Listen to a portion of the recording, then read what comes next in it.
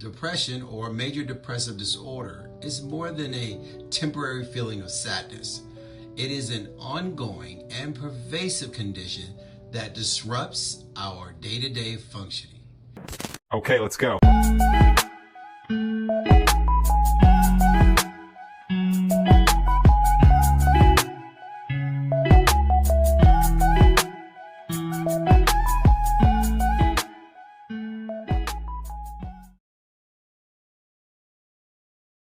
Hello everyone, I'm Dr. Bryant, your host for the Mental Blueprint podcast. Today we are embarking on a journey to understand a condition that affects millions of people worldwide. That is depression.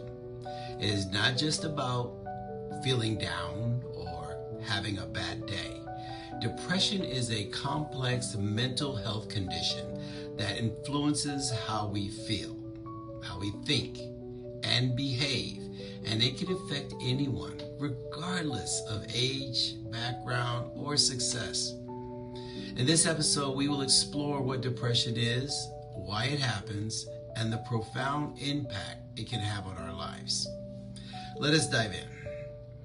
First, we need to define depression. So what is that? Depression or major depressive disorder is more than a temporary feeling of sadness. It is an ongoing and pervasive condition that disrupts our day-to-day functioning. If you've ever felt hopeless, like there's no way out, or experienced a situation that kind of took you away from what you enjoy, the lack of joy in things you once loved, you have probably experienced symptoms of depression. The challenge with depression is that it often goes unnoticed. It is a silent struggle that people may not see. Let us take a deeper look at what this is all about so I can really clarify the symptoms. Depression manifests in three main ways. There's emotionally, physically, and cognitively. Now, emotionally, it shows up as persistent sadness, hopelessness, or even irritability. You may feel overwhelmed with guilt or think you're not good enough.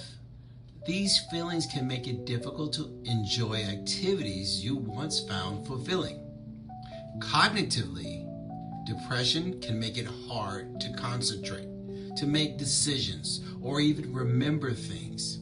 If you have had trouble focusing or have felt like your brain is in a fog, this is a sign that your depression may be affecting your cognitive functions. And then there are the physical symptoms: fatigue, changes in appetite, sleep disturbances, or unexplained aches and pains.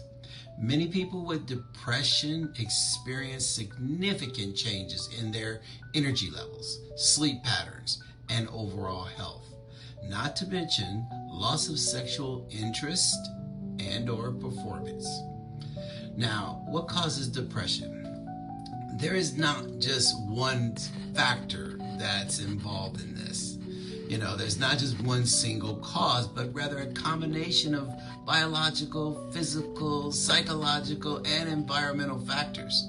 Depression can stem from chemical imbalances in the brain, specifically the neurotransmitters like serotonin and dopamine, or dopamine, some people like to say. These chemicals help regulate mood, and when they are out of balance, depression can take hold.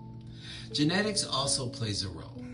If you have a family history of depression, you are more likely to develop it yourself. But it's not just genetics and biology.